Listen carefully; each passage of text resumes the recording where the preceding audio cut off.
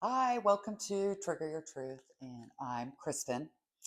If you're tuning back in, I just want to say I'm very grateful for you. It means a lot to me, and yeah. So today, I kind of wanted to talk about the shadow, and by definition, a shadow is a dark shape that is formed when light is blocked. And you're probably hearing a lot of people out there say, we have to do the shadow work or we have a shadow side. Um, so for me, getting to know the shadow was probably took the longest amount of time to really learn how to do that and what that meant. So I'm going to use my stories that I've kind of shared in other episodes and kind of how I was able to move through the shadow work. So, by definition, it's dark that's blocked by the light. And if our goal is to be enlightened, right? So, that's a state of understanding. Um, that's really bringing awareness to who we are, what imprinted on us, how our past experiences and relationships um, left that unconscious, subconscious emotion and triggers. So, it's not easy. It's not easy to do the shadow work. Um, but the goal with this is to bring all that front and forward so that we're not dwelling on the past. We're not worried about the future, that we're in the present and we're very aware of the duality of light and dark so that we can have that energy and that emotional intelligence about ourselves. And when we have that awareness about ourselves and we are present and not reactive in situations and not getting triggered anymore, it is flow, it is peace, and it is alchemy. You probably hear people say that all the time. I had to look it up. Alchemy. It's transforming our consciousness. For me, that also means rewiring our brain, because life is duality, right? And um, we have the yin and the yang, and we need for it to flow, not to be in chaos. Because when it's in chaos, then that's when our behaviors are trying to trigger us to learn more about ourselves. And that's really the purpose of the shadow work then, is to be able to transmit our pain into power and to take back that control. And it is a beautiful thing, you guys, when you take the time to understand yourself. Um, it's a game changer, and I hope this helps. Um, this is just kind of my my step process that I kind of wrote out after I've um, done some work. By all means, I'm not an expert.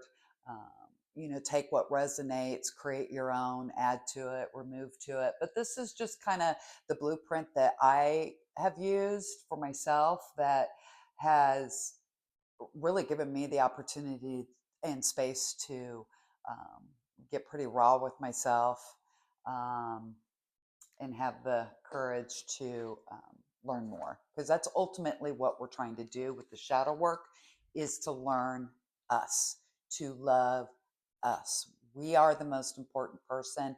We need to love ourselves. We need to do the work to understand ourselves so that we have very peaceful, loving days.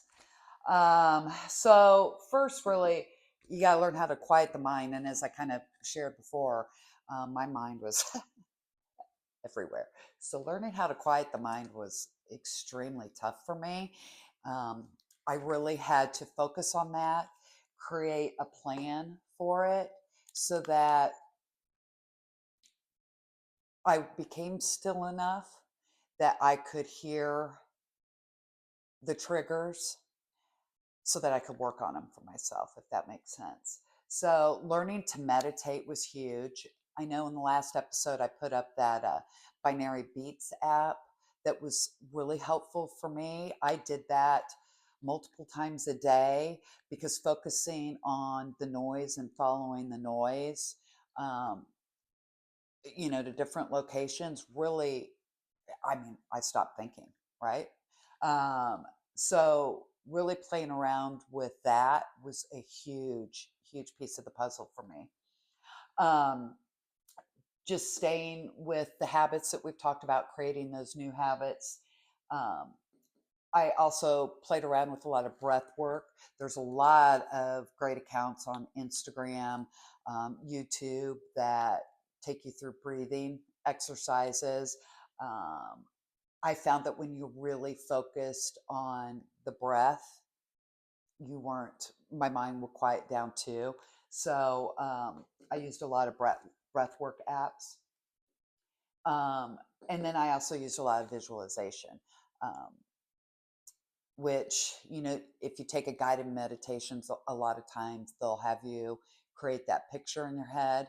Um, and I did use the guided meditations, but I got to a point, honestly, where I didn't have to anymore, and I could totally visualize myself in my perfect space, if you will, which it's always the same thing. I'm on a raft, I'm in water, I can feel the sun, I can smell the air, I can hear my family, all of it. So I allow all my senses to come into play so I can really feel like I am floating on that water. um, so I encourage you to really try all sorts of things to learn how to quiet the mind, because that's the key, really. We have to be quiet enough. And then journal. That was probably one of the last things I used. And I don't even have journals, I just have these little notebooks, but I have them everywhere. Probably every coffee table, by the bed, on the kitchen counter, you name it. Because if something just kind of floats into my head, or I feel something all of a sudden, I just kind of jot it down and date it, figuring that maybe that is a trigger that I'm supposed to look into or explore a little bit more to understand myself a little better. So journaling's um, been real popular too. So, um, but definitely learn how to quiet the mind and step into that. That was the first step for me. And honestly, it probably took me, gosh, a good year before I could just sit down with no guided meditation, no music, um, and be able to quiet my mind.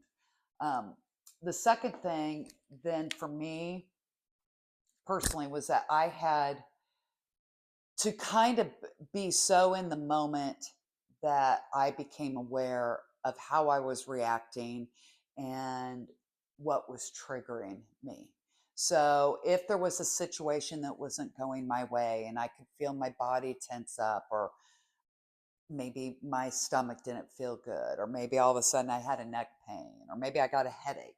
And then if I could feel like my thoughts just start to go back to the past and drag something forward, or start to think too much about the future, and putting anxiety on that, I started to really become aware of those. And I tried to widen my lens, if you will, and kind of step back from that situation. So I would write it down, even if it was in my phone in the note section. Um, I would write it down, I would date it, kind of describe what happened, what I was feeling, if I felt it in my body. Um, if I had a coping mechanism at the time, like did I eat an entire bag of potato chips, or whatever. And if those behaviors, those ego behaviors that are protecting us showed up, did I get angry? Did I create a, drama, gossip situation out of it? Did I judge them? Did I play victim? I don't know. So I started to look at what current experiences I was having, and I tried to kind of, like I said, step back and write notes on it. And if it was at the end of the day, I would just summarize it to the best of my memory. But at least I had it. and I could look back on it. And then the next one, which really is all about being okay and wanting to feel it again, is to actually go in there and start to connect your dots, start to know the wins, the whys, the inner child, the teen, the adult. You want, it's almost like I went back to situations in my life and relived it to feel it all over again. It and I used specifically my younger self, my inner child, kind of like a portal, right? Um, I could go back to that time and that first memory that related to a current experience and connect the dots, feel it, and then kind of get to the bottom of understanding why I react the way I do. So connecting the dots. And then, here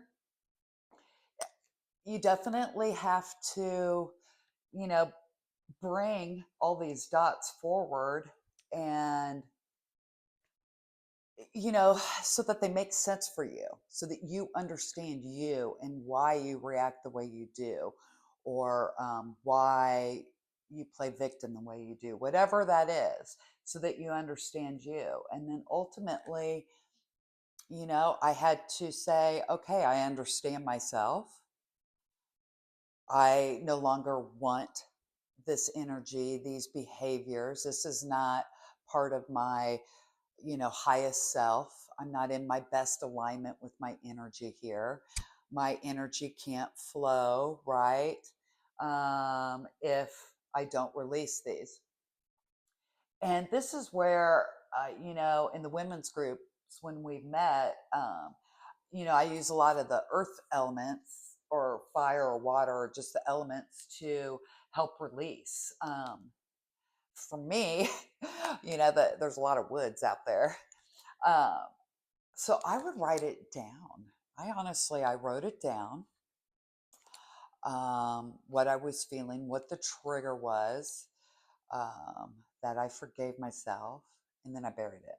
So actually, if you were to go kind of walk in the woods back there, you could find all sorts of little um, pieces of paper that I've folded up and buried. And when I buried it, I make sure to ask to release it, that it no longer serves me, um, and that I wanted to stay in awareness each day, so that if I felt those triggers again, or felt myself kind of wanting to react that way again, um, I asked to have that awareness, so that I could keep using the tools and the new habits to hold myself accountable, really, to release it.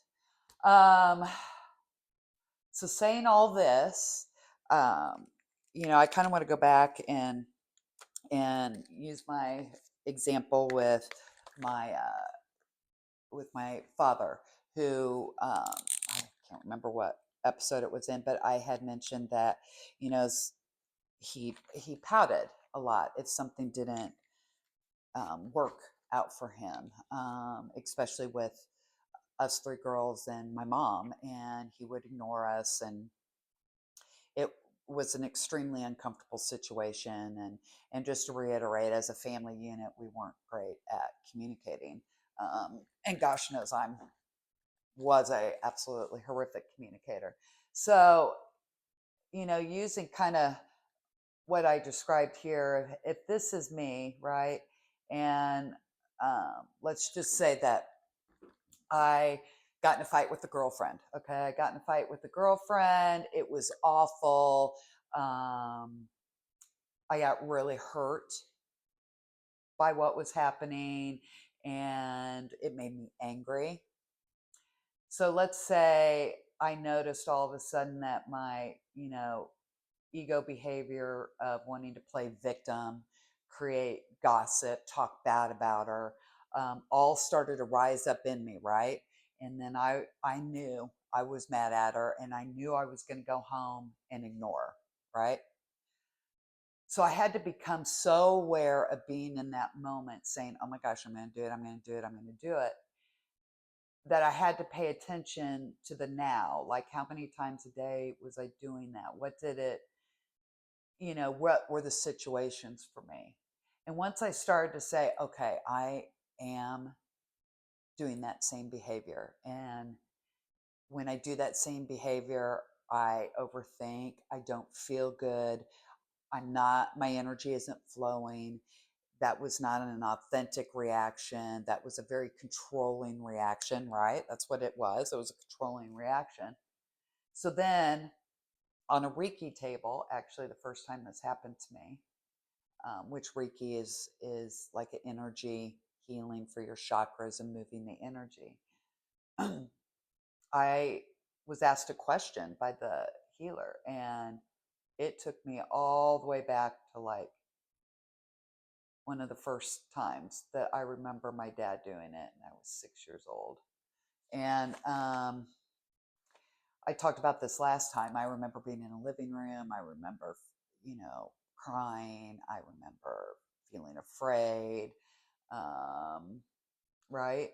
And so, it wasn't something that I could go in and talk to my parents about. So I went back to bed, feeling afraid, knowing that we weren't communicating, knowing that, you know, my dad wasn't talking to me or my mom, and I didn't understand why. So, from that first time that I could remember that, I allowed myself to feel it. And I actually ended up crying on the table, and tears just flowed down. And what ultimately came out of this was that, oh my God, my fear is I'm not loved and I'm not safe. And I just allowed myself to feel that. And I'm like, oh my God, that is a very scared little 6-year-old girl, right? And so I looked at this memory and felt it and had a lot of empathy for 6-year-old me, who ultimately was afraid, didn't feel safe, and really didn't feel loved. So then what I did was I kind of moved forward, right? And would take a look at another situation where I remembered it, and then another one, and then another one. And each time I would feel, and I would allow myself to go back to that experience. And pretty much every single time in this example with that pouting behavior from my father was that I didn't feel safe and I didn't feel loved. So then bringing that up to, me now today, I went back and looked at all my recent experiences where I know I got in my head over something. I did the same thing. I pouted. I tried to control the situation, got angry, but I didn't communicate, bottled it all up inside. And I started thinking about the times that I did that to my husband, my kids, my mom, my sisters, a friend. And I started, here it is, to connect all these dots. And ultimately, what I realized was that I was still afraid. I didn't feel safe. And all of a sudden, I didn't feel loved. So I kept that behavior going. So, what I ultimately had to do then was to go back and understand my dad, right? Because we all have our own lives, our own issues, our own shadow, our own experiences, our own ego behaviors, and I had to understand him. And I had to look at him through a different lens. I had to widen that lens, right? So instead of being like, well, that was an asshole way to treat us or whatever, and have that anger, I had to forgive him. He did the best that he could. I know he loved his family. I know he provided for us. I know he wasn't a perfect dad. I wasn't a perfect kid. I'm not a perfect mom today. Um, but I had to go back and forgive him and see him with that lens of compassion and love and light. Um, and what I realized very quickly is I was not angry at him anymore for that.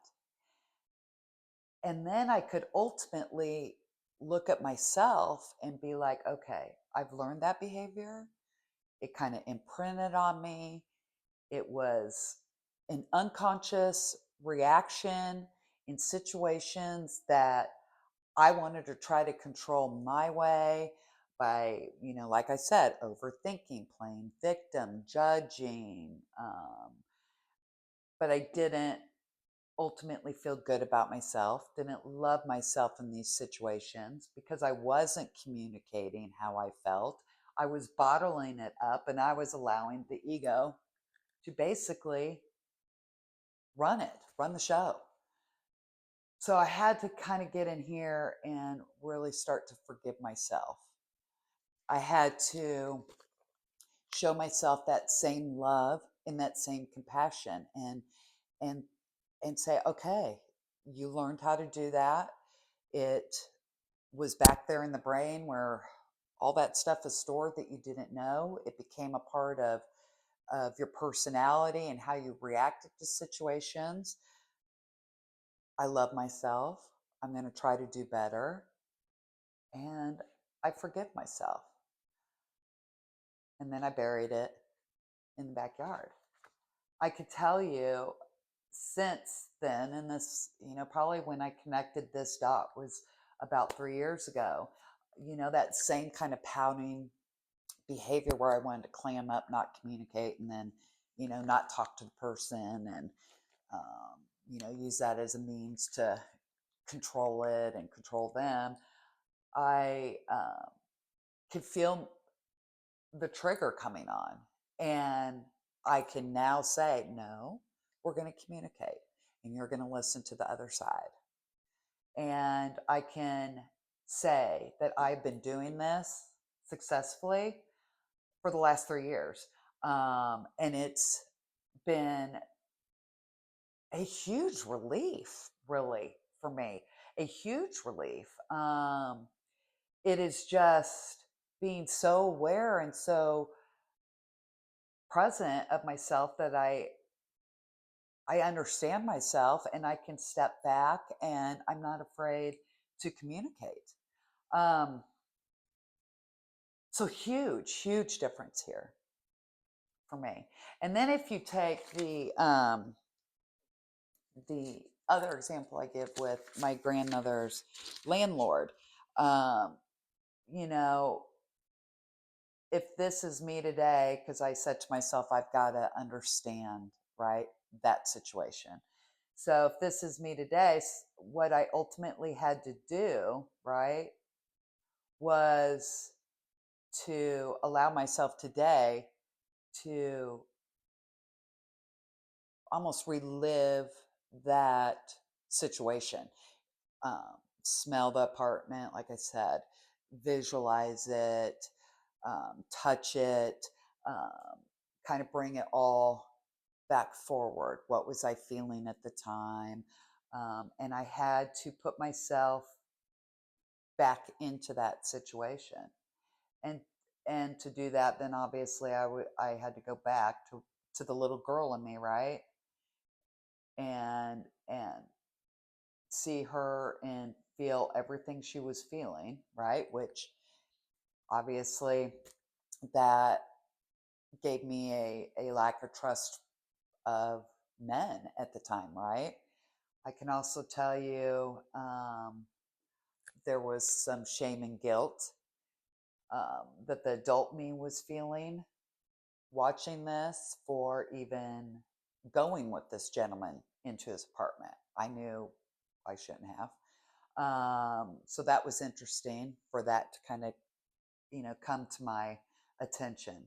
And then once I felt this and really remembered it, I kind of went back to the 16-year-old me that when everything, came back to memory when I saw him across the sidewalk and I realized, oh God, that happened. And this is the period of time where, my brain was hiding that memory from me. And I had to remember what I felt when I saw him again and what questions I had. And then I had to honestly kind of bring my mom into it because the 16-year-old me kind of got angry that my parents kept bringing me back to this same house where everything happened. And I had no idea that I even felt that until I was able to be still enough to kind of start connecting these dots and to be honest with myself about all the emotion. And then obviously I talked to my mom and I shared that with her. I said, well, I'm feeling a little angry, some anger here for this, for you taking me back there. Did you not care about me? And just having that communication with my mom and not being afraid to share with her what I had realized about this was able to help me understand it again, right? Up, here, my age today, and understand her. And obviously, forgive my parents here, um, forgive myself for going with him here, and then honestly to forgive him. Um, if I didn't forgive him, then he still had his memory and his claws in that shadow, right? Um, and it was through that forgiveness then that this is also buried in our backyard in the woods. Um, but that to me is kind of what this means in connecting your dots so that ultimately we have that balance and that flow. We have emotional intelligence because we understand our polarities, our shadow and our light. And it's through this shadow and understanding all of this about myself that my light's brighter. I'm not overthinking. I'm not reacting with fear and drama or gossip or judgment. Um, I'm aware of myself and I can sit and act and come from a place of love and compassion. Um, and that's what this is about, right? It's most important thing is to love ourselves and have compassion for ourselves, but also to see all of our experiences and all our relationships with that same love and compassion. Um, just because I've done some shadow work doesn't mean that I'm any better than the person that's just for the first time understanding what shadow work is. We all have our own time frame. We all have our own journeys, and when we're ready, we'll do it. But hopefully, this kind of helps you understand how I did it, and maybe, like I said, there's some good pieces in here that can help you get started if you haven't done it. But just know that this also doesn't end. I mean, I had to connect some dots yesterday. My husband had a snow day. I was supposed to do the podcast yesterday and get it up yesterday, because I had that schedule in my head. But he was home, and I was like, well, we should be enjoying each other because, we don't get a lot of these snow days, and the snow's pretty, and it's cold out, and it's not like you want to go do anything anyhow. It's almost like stir crazy energy. And I thought, yesterday I was like, oh gosh, I'm kind of, my initial thing was I'm kind of upset he's home. I have stuff to do today. And then I thought, you know what? If I haven't learned anything, right, I need to learn how to flow and be grateful that everybody was safe in the snowstorm and we had this time to be able to take it a little bit more slow, enjoy the peace and the beauty of the day, and enjoy each other. Um, so this doesn't stop. There's always a trigger. But the thing is that before it could take me 2 to 3 weeks before I kind of went, aha, I need to understand that a little bit better. Whereas like yesterday, given the situation was, not as involved, if you will, but I was able to pull myself kind of back into center, back into alignment and say, well, who cares? So what? It doesn't go out yesterday. It goes out today or tomorrow, whatever. Um, so yeah, this is always happening. And I encourage you guys to really start to play around with this because we do have to rewire and we do have to have this energy intelligence on top of the emotional intelligence because energy, right? It can't be destroyed or created, right? So we got to change it. We have to change our energy. So all this shadow energy and light energy that is supposed to be flowing through our chakras and our energy centers and the balance of the divine feminine and the masculine energies. Well, then we've got to change it, right? We have to hold ourselves accountable and change it in order to keep the alignment and to keep the energy flowing and to find our peace within, which all of that, when you find it, you love yourself. You love yourself. You love other people. You're not judging them and you have compassion and it's peace. It is just such peace. And we all deserve to find that peace. So your divine feminine, which I keep talking about all the time, is that emotional intelligence. It is understanding your shadow and doing the shadow work. It is bringing all that into alignment so that your energy can flow and it's not stuck. It is widening your lens and connecting your dots so that you can sit back and not be reactive, that you can take action.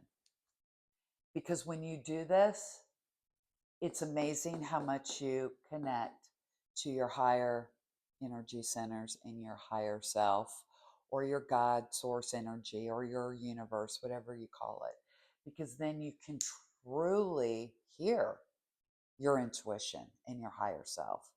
You can hear the divinity in that, and it is beautiful when that starts to come in because it's a creative and it's flowing and it's joy and it's excitement, and that is really important for us then to tap into this divine feminine so that we can receive and so that we can act with that energy consciousness and emotional consciousness and create, and take back our power, right? So that's kind of my little blueprint, if you will, for kind of how I did shadow work. Definitely, if you got questions or if you want me to elaborate on anything, please leave a comment and reach out. I'm happy to do so. Pick and choose what works for you, obviously. This is just kind of what made sense for me. And then remember, you guys, habits. We gotta keep our tools and our habits in place. So hopefully you're trying those. Remember, get up 15 to 20 minutes early. Leave your phone on the charger.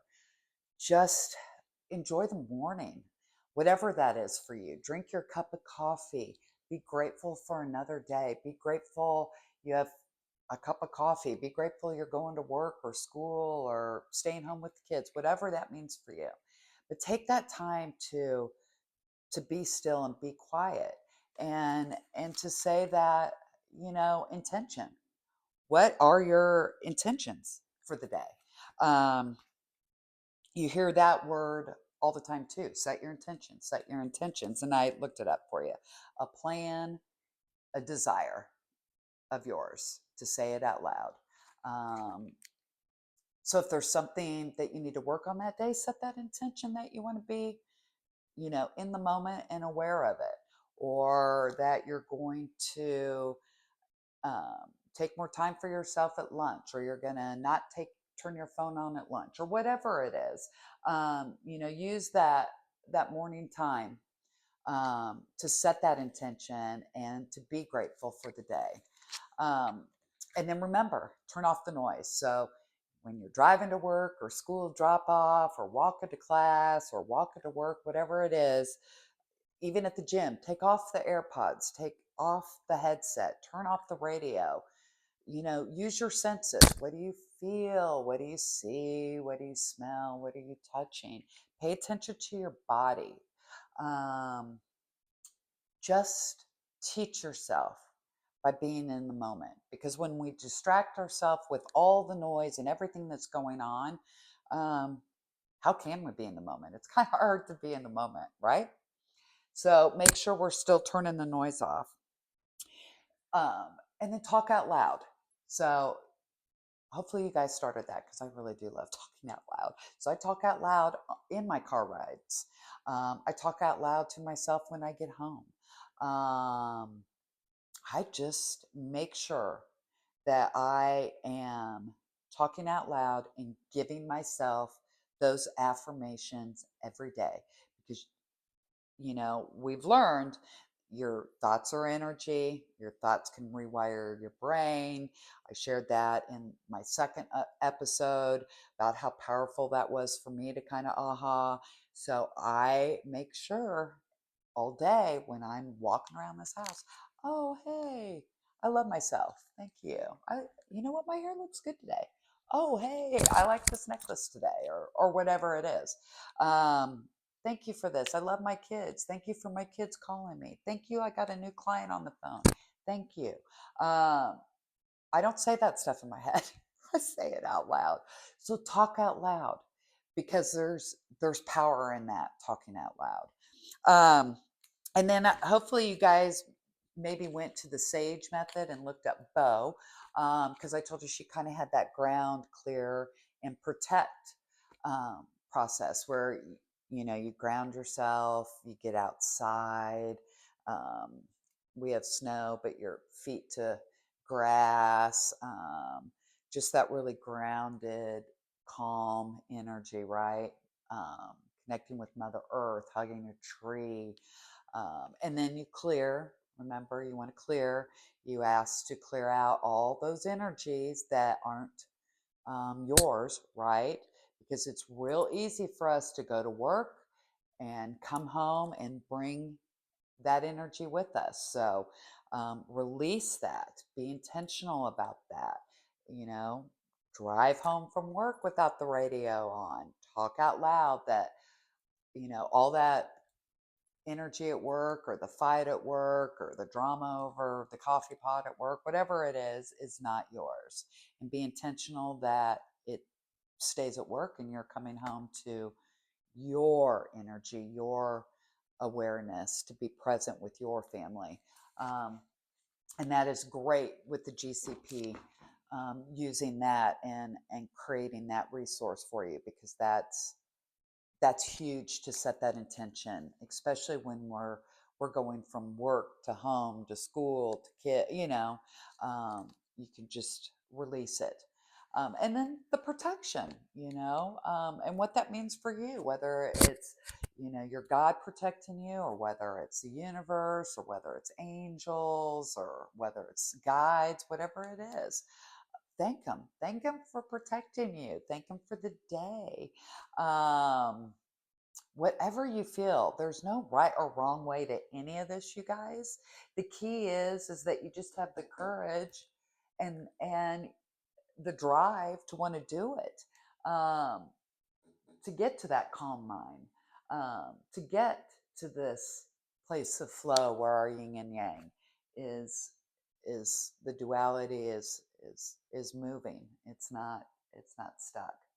Um, so try all those, and then specifically this week, try to add in the visualization or the binary beats, um, or sound, to really learn how to quiet your mind and start taking little notes wherever that is for you. Piece of paper, on the phone, in a journal, whatever. And see if you could start to really quiet the mind, and then pay attention to what comes into your thought and write it down, because then maybe that is something, you know, going back to the inner child and feeling again might be really helpful for you. I know it's been great for me. So, okay, please comment if you have any questions or just want to share something. Um, like it, subscribe, share it with friends. Yeah, but thank you guys for tuning in. I'm definitely grateful, to be able to share my stories with you.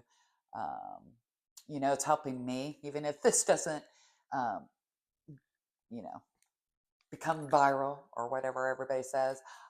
It's definitely helping me also, um, to get it on camera, which I'm afraid of, and and talk.